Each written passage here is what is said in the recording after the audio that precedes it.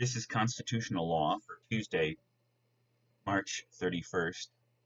I'll talk for about 15 minutes to walk you through the notes and get the main issues out. Tomorrow at 1, or today at 1, we'll meet on Zoom. And if there's a better, I'm still experimenting with platforms, as probably we all are. Zoom seems to work okay, although it seems to loses the internet integrity at time to time. At any rate, we'll finish the political questions doctrine that we started before the virus and before spring break. And on Thursday, we'll only deal with McCulloch v. Maryland. It's such a critical case. It's such an important case that we'll spend the entire time discussing both the arguments that Marshall lays out and the implications for the unfolding of our constitutional and political order.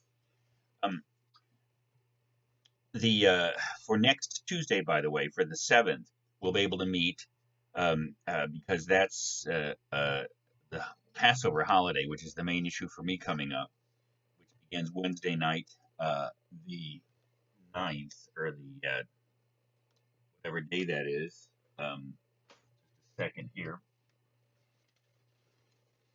It's whatever day is after the 7th, so it must be the 8th. Actually, reassured by my brilliance.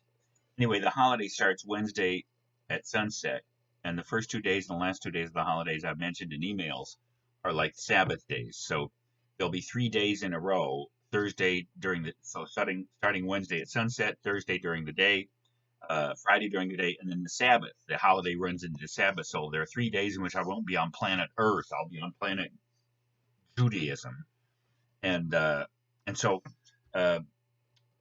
My suggestion is that we do our class for Thursday next Sunday, and then we'll do our regular class for Tuesday after that at 1 o'clock.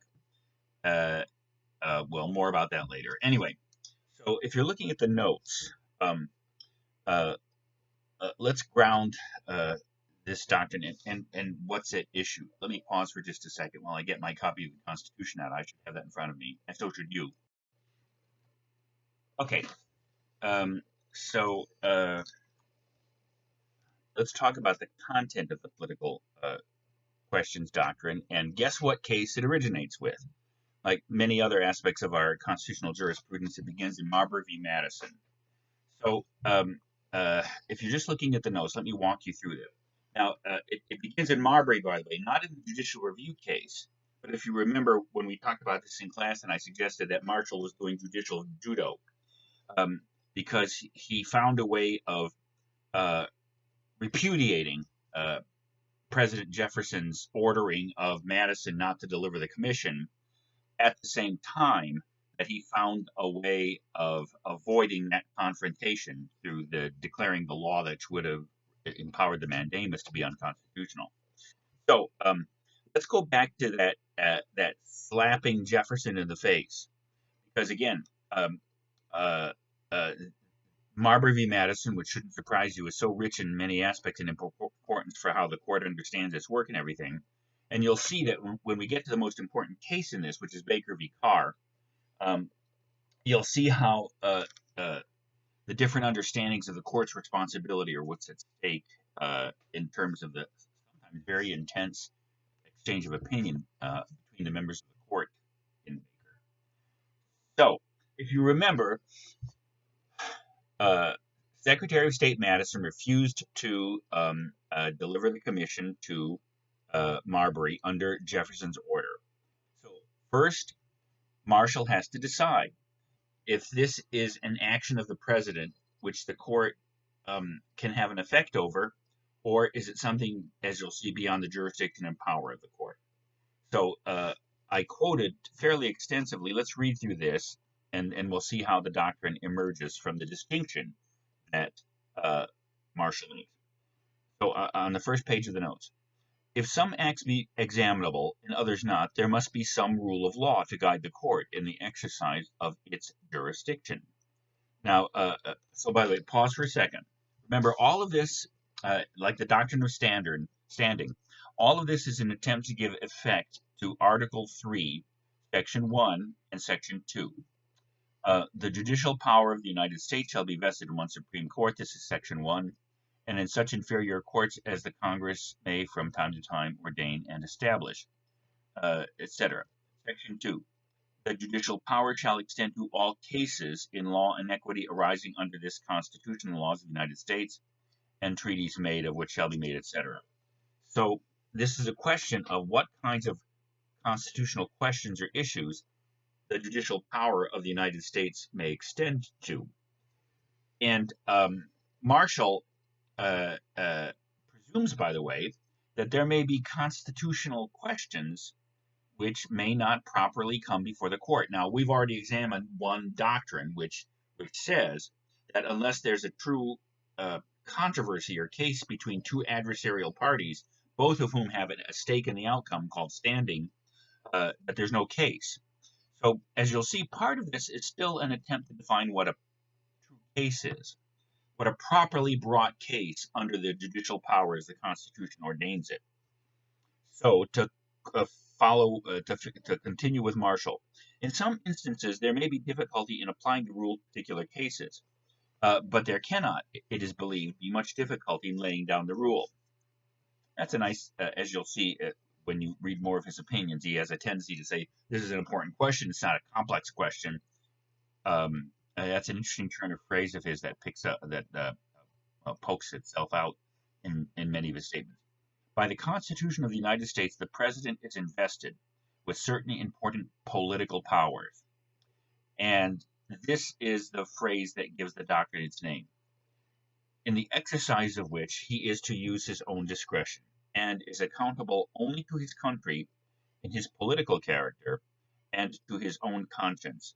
To aid him in the performance of these duties, he is authorized to appoint certain officers who act by his authority and in conformity with his orders.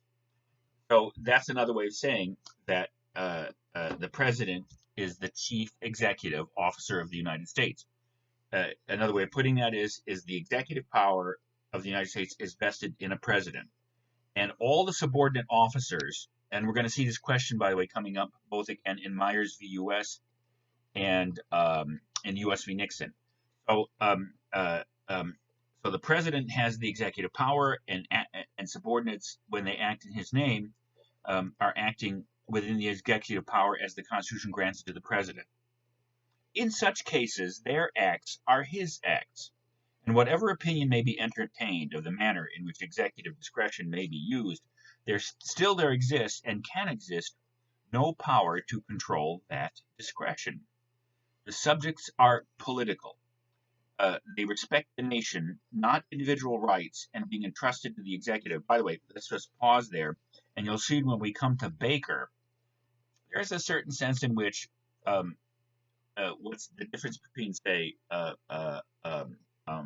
Brennan and Frankfurter isn't whether there's a constitutional question, but or even whether there's an issue of individual rights. But there is a certain sense in which that is the main question between them. Brennan, Douglas, Stewart, Clark, essentially the majority opinion and the concurrers in that case, see the question presented in Baker as an issue of individual rights. Frankfurter and Harlan, as you'll see, think that that's a circular argument. We'll talk more about that when we come to the case.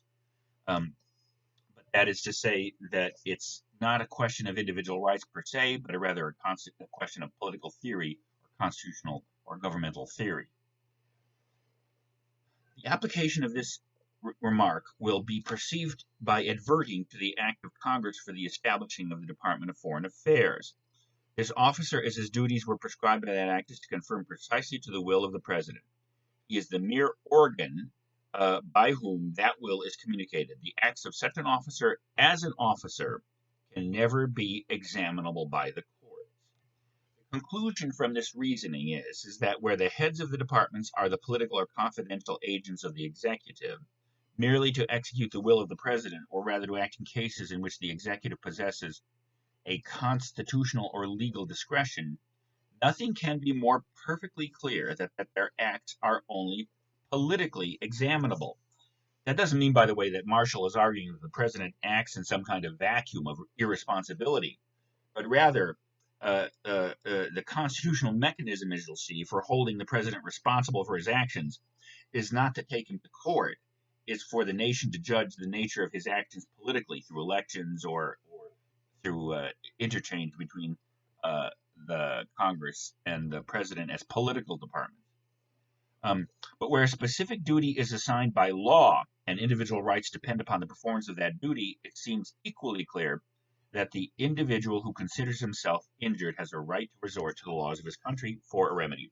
And we've talked about Marbury enough to know that if there's a legal harm, there's a legal remedy. And to say there's a legal harm and a remedy means that's a proper issue which a court can handle. And we'll talk more about that. That's, by the way, essentially the issue of what's called justiciability. And we'll tease out the core meaning in both of these concepts as this question unfolds. Now, just to pause for a second, if you look at the notes, I end the quote here, and this is an important term that you should be aware of, and it will come back in subsequent cases. This is what's known as a dictum. Dictum, by the way, is the past participle, the neuter past participle. For those of you who love Latin grammar, and I love Latin grammar, there, that should scare you and keep you awake. It comes from the Latin verb dicere, to say or to pronounce. Dictum means something that is said or something that is said or pronounced. The plural of it is dicta. The whole phrase, by the way, is obiter dictum, said in passing or mentioned in passing. Now, it refers to a statement made in a judge's opinion, which may or may not be actually relevant to the decision of the case. It's not part of the legal argument of the case, but it may be subsequently by subsequent courts, later courts, referred to and used as an authority. Perhaps one of the most famous dictums, the plural is dicta, in a court case that probably all of you know is the doctrine of a clear and present danger. We're going to read that in U.S. v. Schenck. It's by Justice Holmes. And as you'll see, that statement that where he's referring to what kinds of things the First Amendment allows to be prohibited, what kinds of speech and press, etc., came to be known as the doctrine of clear and present danger. So, in some ways, you could say, well, wasn't this necessary for Marshall to decide Marbury v. Madison? And in a way, it was, because this was part of the question: does the individual have a legal right to? Does Marbury have a legal right to the commission? But remember, what he's doing here is he's taking the kind of the class of constitutional questions, and he's really dividing them into two broad categories. Political questions are those which are, as you will see as the doctrine unfolds, especially in Luther, are properly assigned to another branch of the Constitution by the Constitution, or it's the kind of an issue which can't give rise to a properly brought case or controversy. Following the discussion, and remember why he's making this distinction. Did Jefferson's order to Madison constitute something that gave Marbury a right to challenge that in court? And he's saying it does. Marbury had a right to that commission, therefore the president didn't have the authority to tell Madison not to deliver it. It's kind of ironic because he's making this distinction in order to really to say that the president's action was inappropriate. But at the same time, as you'll see, out of this distinction comes a limit on the court's power to address the injury done to Marbury. So here's the full doctrine as it emerges, and we'll see how it's first pronounced really in Luther v. Borden, and then how it gets its fullest discussion in Baker v. Carr, and then we'll see how it finds its application in another important case, Powell v. McCormick, which was decided subsequently. So what is this doctrine? The distinction that Marshall is making is that the president's powers, and by the way, the powers of the Congress and the powers of the states for that matter, fall into two categories, political and ministerial. Ministerial means acting simply as a legal agent performing legally prescribed duties. and as I say, a meaning where an official or legal duty requires him to act. His point, remember, is that Madison had the responsibility to act, and the president had a duty, a legal duty, to actually have Madison deliver the commission, and that goes back to the case. Um, uh, so, by the way, technically, the court could have ordered him if, of course, Marbury was a proper subject for the mandamus that Section 13 granted, which was declared unconstitutional. This concept of political questions then has two subcomponents. Jurisdiction. Now, we've already talked about jurisdiction in Barron. We've already, and we'll see in DeShaney, we discussed it briefly before the break. Jurisdiction, technically, the concept of jurisdiction refers to the legal authority of a court to pronounce a decision in a particular case. Now, we looked at Article 3, for instance, for Marbury v. Madison for original versus appellate jurisdiction. And in Section 2, for instance, the Constitution assigns jurisdiction, the kinds of cases the court can hear, both in terms of the subject of the case, state versus a state, citizen of another state, an ambassador, etc., a representative of another government, or also the legal question. So here, the meaning of jurisdiction in the political questions doctrine isn't exactly the same as that more narrow understanding of jurisdiction. Here, as I point out, this isn't the narrow legal definition, etc., but rather the suggestion here is one of the other two branches of government, or a state for that matter, has jurisdiction over this kind of question because the Constitution assigns this constitutional question to another department. Therefore, the court, and what that means is not just the Supreme Court, but no court has constitutional authority to pronounce here, because again, this is a question which the Constitution assigns to another department. The most obvious example that I used when we were talking about Marbury v. Madison is if the president appointed somebody as the ambassador to another country, the Constitution gives the president that power to appoint ambassadors. Therefore, neither the Congress, neither the House nor the Senate, nor the court can contest that appointment because the Constitution gives the president that power. It's the president's power. So the other dimension is called justiciability. This is the somewhat harder, I think, concept to understand. And literally, justiciability means capable of being judged by a court. So this part of the concept, justiciability, in turn has two concepts. One, that there's no available or intelligible judicial standard by which the court as court could explain or rationalize the decision. When we talked about Marbury v. Madison and Federalist 78, what the meaning of judicial power is, remember the core power aspect, the judicial power has two essential and intrinsically related components. The power to decide the case, that's to judge the case. But then just as intrinsically as that is not only the power, but the responsibility to say by what standard the judgment was made, because the judgment can't be capricious or whimsical or arbitrary. Typically, most standards for most judges' decisions in most jurisdictions, whether it's federal or state or even the Supreme Court, is statute law. But because Article 3 also says that the Constitution can be used as a legal standard, and we've also seen from some of the cases we've already read that precedent judicial decisions can also be a legal standard. So if an issue is non-justiciable, it means there's no concrete available standard by which a judge can make a decision and not be rendered arbitrary or simply asserting judicial power. The other dimension of this concept of judiciability is that there has to be an available remedy. The court, remember, and this is part of a larger distinction that we talked about in Federal 78 when Hamilton is saying the court's the least dangerous branch. Remember, he says the Congress has the power of the purse, the president has the power of the sword. The court only has judgment.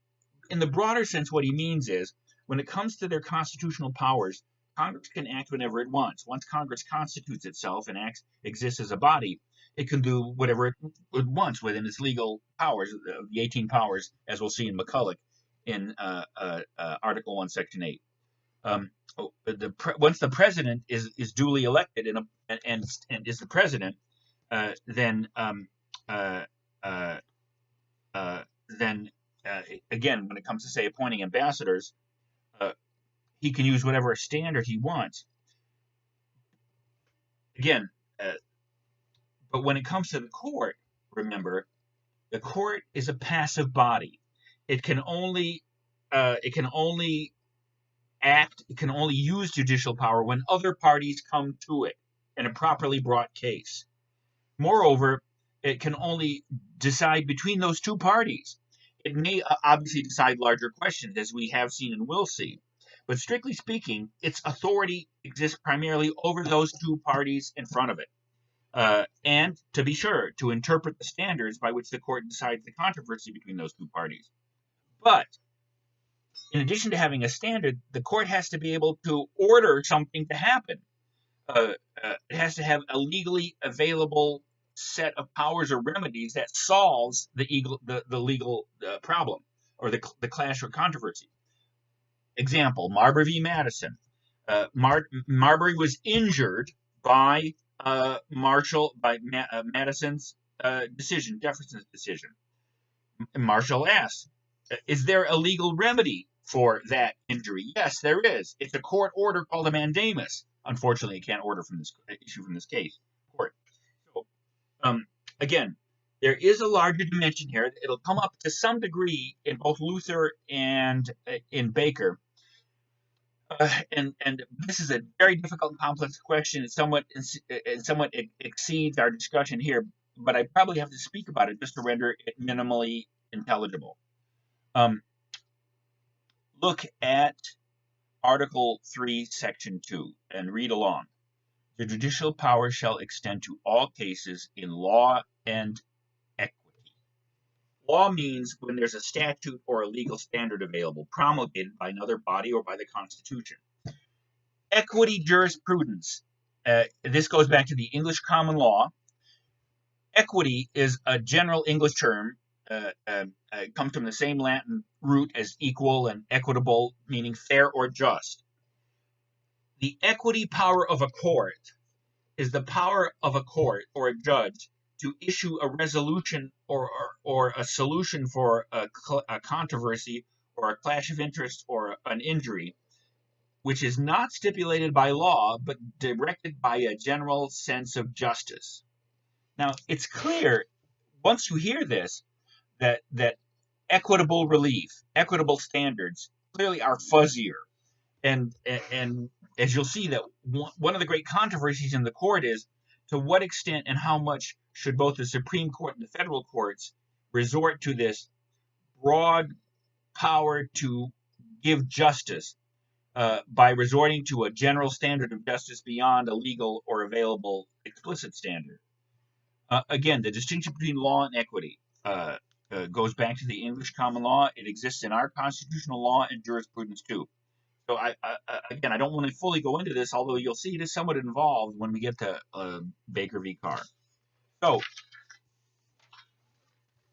this possibility of a doctrine that Marbury v. Madison unleashed actually becomes a doctrine of the court, which means in Luther v. Borden, this is the original case, and you'll see that both the majority, the concurring, and the dissenting opinions in Baker all refer back to Luther. Now, what they're doing with Luther and how they understand that, as you'll see, is a different question.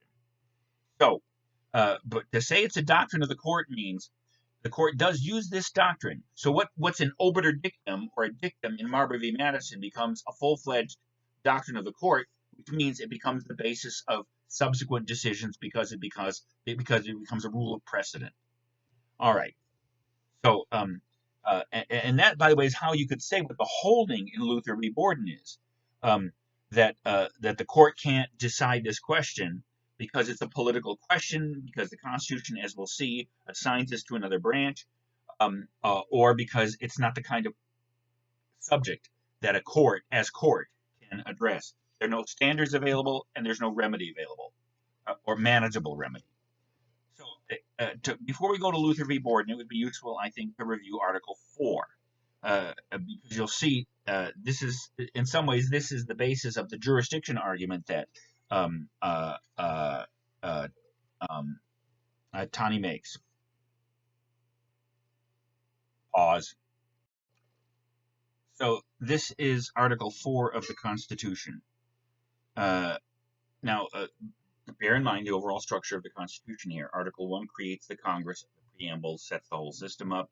Article 1 creates the Congress. Article 2 creates the new executive branch.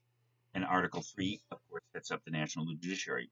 Remember, under the Articles of Confederation, there was no national executive, no national judiciary. Now, Article 4, so to speak, deals with the pre-existing elements of the constitutional system.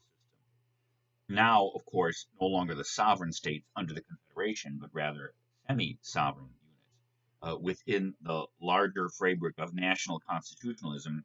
When we talk about, and by the way, for Thursday, in addition, of course, to Marbury v. McCulloch v. Maryland, I suggested you might want to take a look at Chapter 1 of the Amar book that we really didn't get to discuss when we were talking about the constitutional theory and the founding of the country. You'll see Amar's discussion of what exactly happened when the Constitution was adopted, what happened to the sovereignty of the states, and of course they became semi-sovereign. Now, as we'll see, that's part of the complexity here. So just a quick run through Article 4, and then you'll see that we concentrate on the Section 4 of Article 4, which is the one relevant in Luther v. Borden and Baker v. Carr, etc. First of all, it sets up the fact that states have the responsibility to recognize the legal actions of the other states, documents, etc. This is a limit on state sovereignty because if they're a state within the union, they have to recognize that. That's why my driver's license in South Carolina is recognized in North Carolina, whether or not it should be. Section 2, the citizens of each citizen shall be entitled to privileges and immunities. That's a complicated and vague phrase which reappears in our Constitution in the 14th Amendment, as we'll see. It gives rise to a whole set of controversies. The comity clause, a criminal who escapes. The fugitive slave clause, still in Section 2. Section 3. Actually, both of these sections are relevant to Tani's opinion in Luther.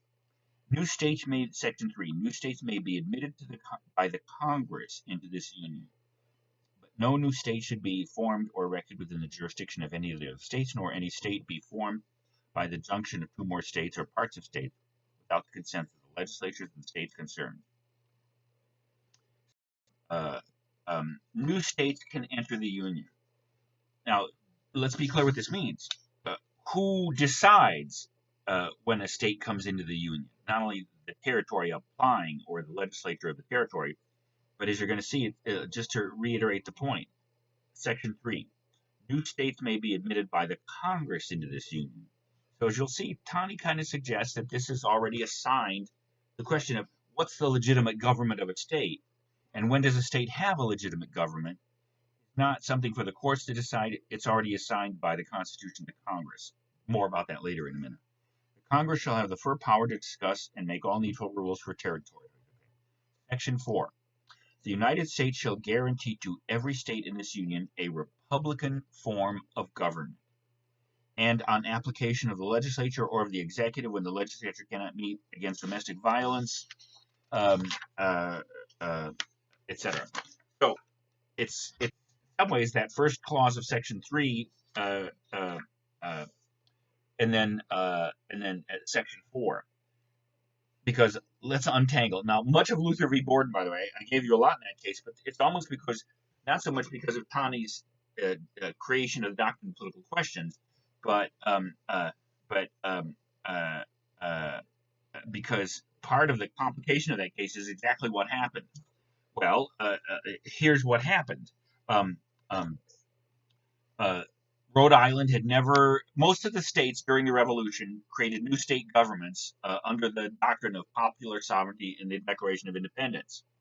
But Rhode Island didn't. They simply maintained the colonial charter as the basis of their charter. By 1841 and 1843, there were contending attempts to replace the old charter government with a new popular government, and there were competing conventions. So, as you'll see at the beginning of my notes, I quote Tani, and we're going to see the more extensive quote in a minute from the case. He says, so how did this happen? Of course, as you know, the agents of one of the state governments tried to put down through force the agents of the other state government, and they invaded Martin Luther's home and arrested him and did some damage in his house and everything. And so Rachel and Martin Luther, Borden was the sheriff who ordered this under I think the 1843 government. And so Rachel and Martin Luther are suing Borden for trespass, illegal trespass, on the grounds that Borden wasn't a legitimate officer of the legitimate government of the state. So on one level, there's this simple question here: does Borden have to pay damages for breaking into Luther's home and arresting him, and the damage done in that process? Well, if you think about it, okay, what does the question turn on? It turns on whether or not Borden was a legitimate representative of the legitimate government of Rhode Island. So, in a sense, Luther is asking first the district court and then the Supreme Court to decide which government of Rhode Island was the legitimate government. And Tani, of course, says we can't do this. Here's the quote. I don't have the page numbers on this, but it's the paragraph that starts in the case. Moreover, the Constitution of the United States, as far as it has provided for an emergency of this kind, and authorized the general government to interfere in the domestic concerns of the state, has treated the subject as political in its nature and placed the power in the hands of that department. In the fourth section of the fourth article of the Constitution, the United States provides that the United States shall guarantee to each state in the Union a republican form of government. And now pause there, by the way. It just says the United States shall guarantee to each state a republican form of government. But of course, if you think about it, which branch of the United States? The Congress, the President, the court? For Luther, since the Supreme Court is an agency of the United States, that's obviously why he's come to the Supreme Court, because he thinks the court has the power as an agent of the United States to decide who has the legitimate government. But to finish the quote on the top of the next page, essentially quoting from the Constitution, provides that the United States shall guarantee to every state in the Union a republican form of government and shall protect each of them against invasion and on the application of the legislature or of the executive when the legislature cannot be convened against domestic violence. It's just quoting from the Constitution. So what does that mean? Under this article of the Constitution, it rests with the Congress to decide what government is the established one in a state. Now, so let's resolve this pretty quickly. What Tani argues is who. All right, so it says the U.S. guarantees to each state a republican form of government. But who defines republican government, and who decides when a state has a republican government? And his point is, since Congress is the branch of the national government that accepts a state into the Union, the Constitution assigns this question to Congress. And, moreover, Congress passed a statute in 1795 which authorizes the president to respond to issues of domestic insurrection and rebellion within a state. Under that statute, by the way, the president had responded and had already decided, I think, that the 1841 government was the legitimate one. So for Tani, by the way, first of all, the Constitution says the courts don't have this power. It's either the Congress and by congressional statute, the president. The political branches have to decide what a republican government is and whether and which government of a state is the legitimate one. Now, let's try to get the non-justiciable part. Aside from that, the fact that he argues the Constitution assigns this to another branch, certain constitutional questions are not properly brought because the judiciary cannot deal with them unless it steps outside the limits of judicial power. I'm reading from my notes. As such, the Constitution assigns these kinds of questions to the other branches, either through explicit language, as is Article 4, Section 4, or by the court realizing, by an act of self-realization, that it cannot act judicially with this issue consistent with the nature and limitations of a court. His conclusion: under this article of the Constitution, it rests with Congress to decide which is the established government or the Republican government of a state. And just to finish this out, and the Congress acted in 1795 and gives the decision to the president if it's a question of insurrection. So, in a way, maybe this helps see how the two components of the political questions doctrine work with each other. Sometimes it's explicit that a constitutional power or issue is assigned to another branch. The president has the right to appoint ambassadors. The Senate has the right to ratify nominations, etc. Those are explicit grants of power. The House has the sole power of impeachment. The Senate has the sole power of trial of impeachment. But in a way, the more fundamental of those two questions, jurisdiction or justiciability, non-justiciability, for Taney is in a way the justicial question. In a way, he's arguing, how could we as a court, what standards could we decide what a Republican government is? These are broad questions of political theory that constitutional conventions decide. And the states have a broad authority to construct their governments according to what they consider Republican principles of government. And I, as Chief Justice Taney, may think that a Republican government consists of this, this, and this. But I don't have the constitutional authority as a member of the Supreme Court to enforce my versions of what Republican government is. And in some ways, since there's no constitutional standard provided, I can't decide that, because otherwise it might be my political theory, but I can't act as a judge in doing that because I'm stepping outside what judicial power can be. So again, both of these components, jurisdiction and justiciability, are necessary for the political questions doctrine. So let's get to Baker, and then I'll try to shorten this up a bit. So in 1962, the question of legislative reapportionment, that is to say, whether or not the members of both their members in Congress, the districts of Congress, like for instance, South Carolina has 7 congressional districts. We used to have 6, but by the census of 2010, the population of South Carolina had expanded, so we got another representative. And probably in the upcoming census, we may actually get another representative, South Carolina. But here's the point. The Constitution doesn't say anything about districts. It just assigns the number of representatives based on proportion of the population. Whether or not a state elects its representatives by districts, its congressional representatives, it's up to that state. And how it draws those districts, at least prior to Baker v. Carr and the series of cases that came after it, it's up to that state. As you're going to see, this was confirmed in an important precedent case. And if you did this in the legal in the law section of your brief, there are several of the cases mentioned in Baker v. Carr that you might mention, but there's no question you have to discuss Colgrove v. Green.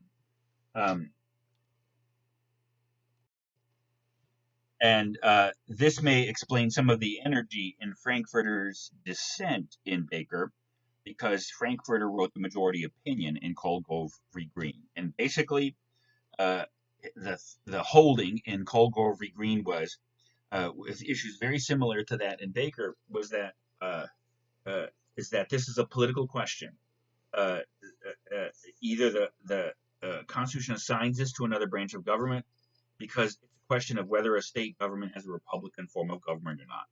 So following Luther v. Borden, Frankfurter in Colgrove in 1946, the court ruled that this was not a properly brought judicial question. And I quote in my notes from Frankfurter's opinion on Colgrove. Quote, "We are of the opinion that the appellants ask of this court what is beyond its competence to grant. This is one of those demands on judicial power which cannot be met by verbal fencing about jurisdiction. It must be resolved by considerations on the basis of which this court, from time to time, has refused to intervene in controversies. It has refused to do so because due regard for the effective working of our government revealed the issue to be of a particularly political nature and therefore not meet or suitable for judicial determination. Now, it's true, Douglas, Black, and Murphy uh, joined in a dissent which prefaced the majority opinion in Baker that there was an equality dimension in, because all right, so we'll see this issue in Baker. So in Baker v. Carr, the court had to decide in '62 whether or not to affirm or abandon this precedent. That is to say, the doctrine of political questions enunciated in Luther and maintained or applied to the questions of legislative apportionment. Now, a little bit of historical background for this. This is true of this. Generally speaking, the largest demographic movement in the world, let alone in the United States, is from the country to the town. And whereas in 1900, 90% of the U.S. population were in rural or were either farmers or lived in rural counties, generally speaking, the majority of the population is just reversed now. Most of the population of the United States now lives in cities and concentrated urban districts. Obviously, if you don't redraw legislative districts, you're going to have one representative being elected by a district that has millions of people in it, and perhaps one representative being elected by a district that only includes, say, Spartanburg and Cherokee County, which only has about 400,000 to 500,000 people in it.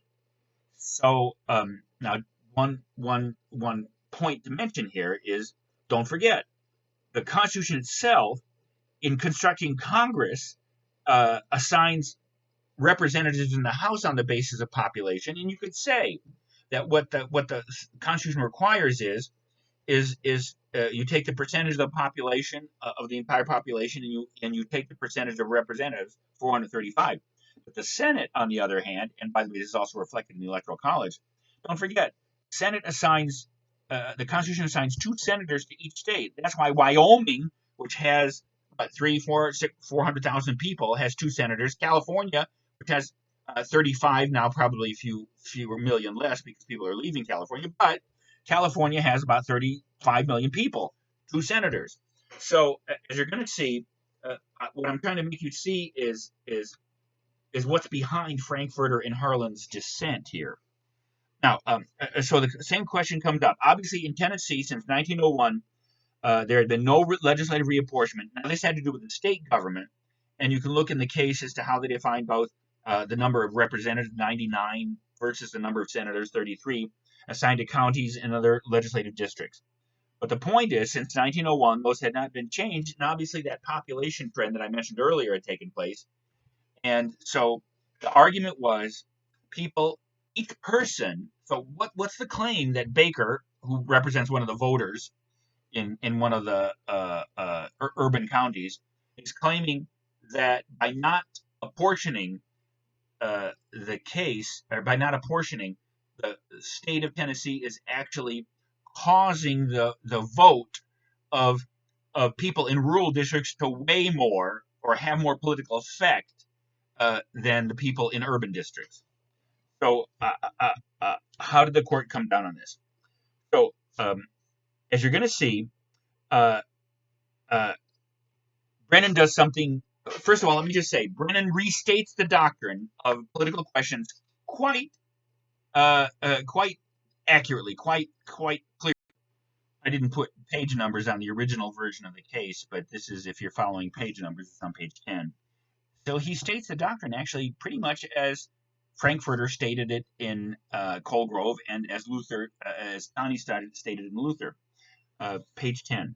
It is apparent that several formulations which vary slightly according to the settings in which the questions arise may describe a political question, although each one has one or more elements which identify it as essentially a function of the separation of powers. Prominent on the surface of any case held to involve a political question is when you find a textually demonstrable constitutional commitment of the issue to a coordinate political department, or a lack of judicially discoverable and manageable standards for resolving it, or the impossibility of deciding without an initial policy determination of another body. So I have to say that statement as to what the political questions doctrine means is pretty clear, and it's pretty much, I think, what everybody understands by it. But what's he doing here? As you're going to see, he's going to argue that, in a way, he's arguing that Luther is less relevant, and that Colgrove, which decided that the question of apportionment was a political question because either other branches should decide it or it's not judicially judgeable. As you're going to see, it's not that he abandons Colgrove as a precedent, but rather he defines it as irrelevant. What he's doing, in effect, and this is you'll see, this is what Frankfurter says he's doing, is they really want to get at the question. So there's kind of a sleight of hand. What Brennan argues is that as a Republican guarantee clause, it is political, and if this were a Republican guarantee question, we'd have to go with the district case below, which dismissed, by the way, this complaint on the basis of Colgrove v. Green. So you're going to see Brennan doesn't overturn Colgrove, although Douglas and to some degree Stewart and Clark would overturn Colgrove. This is not unlike Flast v. Cohen, where we saw that Douglas, what Warren does in Flast v. Cohen is not overturn Frothingham. He just declares it irrelevant or hones out an exception to it. But remember, in that case, Douglas would abandon Frothingham as a precedent that taxpayers don't have standing. In the same way, Douglas thinks that we're moving in the direction where the country we're concerned about constitutional rights and equality of rights. And for Douglas, by the way, who's in some ways Douglas is the clearest guys on the court here, I think, are Douglas and Frankfurter. But let's be clear what Brennan is saying here, the majority opinion. It turns out that if this were a Republican guarantee clause under Article 4, it would be political. But it turns out that the question that the plaintiffs are raising is not a Republican, what's the nature of Republican government, but rather, is my vote equal to any other person's vote in the state?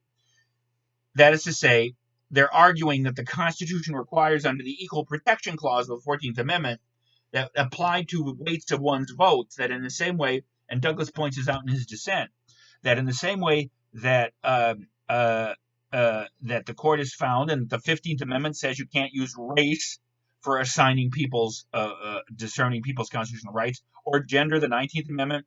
So the court has held that equality with respect to voting is an important thing with things like race and gender and other things.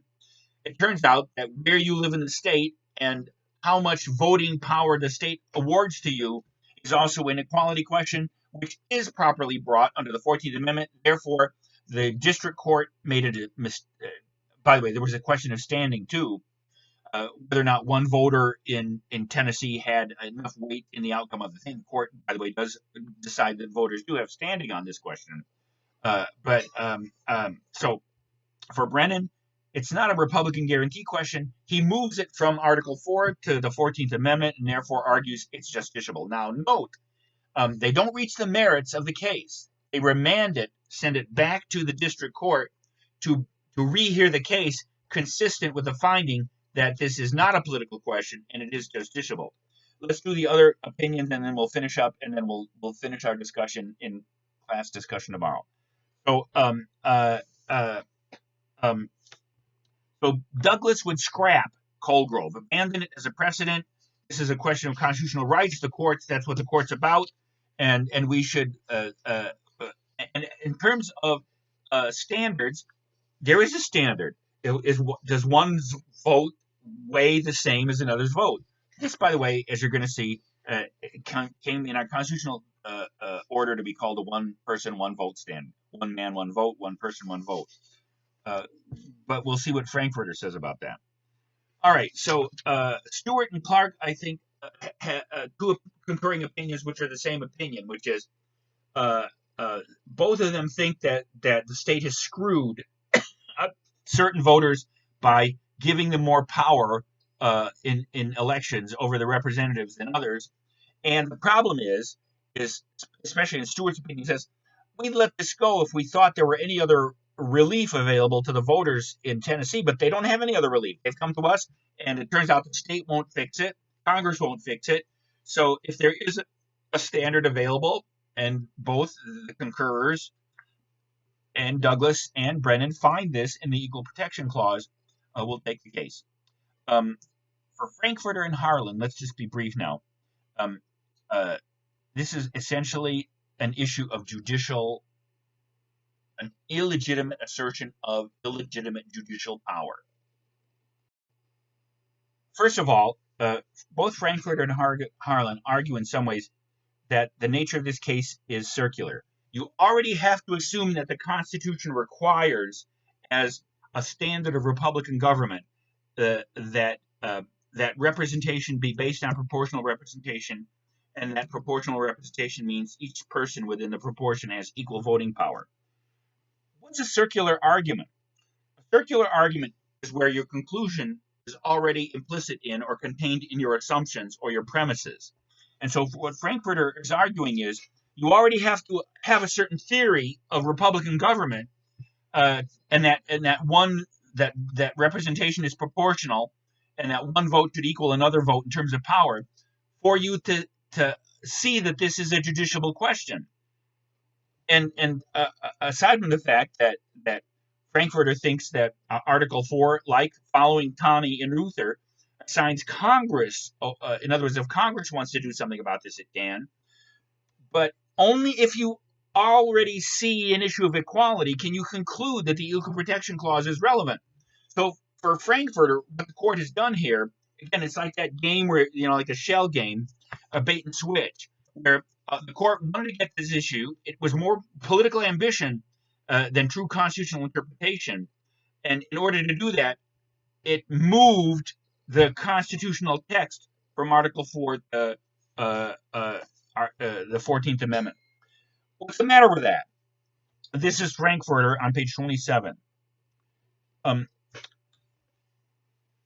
This ruling casts aside the equally uniform course of our political history regarding the relationship between population and legislative representation. A wholly different matter from denial of the franchise to individuals because of race, color, religion, or sex. Such a massive repudiation of the experience of our whole past in asserting destructively novel judicial power. That's the critical phrase. He thinks the court's doing something terrible here. Demands a detailed analysis of the role of this court in our constitutional scheme. Disregard of inherent limits in the effective exercise of the court's judicial power not only presages the futility of judicial intervention in the essentially political conflict of forces, etc. So in a way, his arguing what the court has done out of political ambition to enforce its understanding of representative government, of Republican government, it actually steps outside of the legitimate bonds of what judicial power is. In essence, what Frankfurter and Harlan are accusing the court of doing is pretending as if they were at the Constitutional Convention in 1787 and designing the Constitution. If you were a member of the Constitutional Convention, you could have your opinion. You could vote against certain provisions, like making the Senate not based on population. But for Frankfurter, for the court to do this, it's for the court to step outside the bounds of its legitimate constitutional power. And you can look at courts. So, by the way, just by way of his history, the court went. So all the court decided in Baker was that this was not a political question. It maintained the doctrine of political questions, but then abandoned it as a standard for these kinds of cases. And indeed, in Reynolds v. Sims, as my notes point out, in 1964, it held that congressional legislative districts have to be equally apportioned. And in Westbury v. Sanders in 1964, it held that state legislative districts. So this decision is one of the most important in constitutional history in the sense that it profoundly affected the nature of our political system and the way we understand representation, and it's been the basis of reform of a whole thoroughgoing dimension of our larger political system, the way we nominate and elect officials. Just a note then in Powell v. McCormick, same issues of political questions. Adam Clayton Powell had been convicted of corruption, was serving a jail term when his constituents reelected him to Congress. Congress refused to seat him. He sued on the grounds that the House didn't have the power not to seat him. And so the question was, there were two questions. Is this a political question? And is it moot? Mootness, by the way, is one of the other dimensions of judicially self-limited powers, where if by the time a controversy reaches the court, And either because it's already been decided, or practically speaking, it's not a controversy or clash anymore, the court won't take it on as a case because there's no conflict of interest. Uh, Stewart, in his dissent, by the way, argues that's the problem here. It's moot. Uh, Powell was eventually seated, so by the time this case came before the court, he was already seated in the House. Strictly speaking, the constitutional basis of the court's decision was that in Article 1, Section 4, it's true. Members, both houses are given authority to judge the qualifications of their members. And in Article 1, Section 5, each chamber is given the power to expel a member. The constitutional decision here was that what the Congress did was actually, under the guise of expelling a member, used its power to judge the qualifications of a member, which is just a majority vote. But expulsion requires a two-thirds vote. Hence, they argued there was a constitutional standard here, and there was a judicial remedy, a standard, and the remedy was, of course, to order Congress to seat Powell. McCormick, by the way, Mike McCormick was the Speaker of the House, and that's why the parties in this case are Powell v. McCormick. So, but aside from the mootness question, you can see, by the way, what would happen if the House refused to obey the court's decision, like if Jefferson had refused to obey Marshall's order in Marbury v. Madison. What would the court do? Arrest the House? Order? So anyway, nevertheless, that's how this case was decided. We talked about DeShaney in class before break, and I'll stop here because I've just talked too long, and we'll see you at 1 o'clock this afternoon.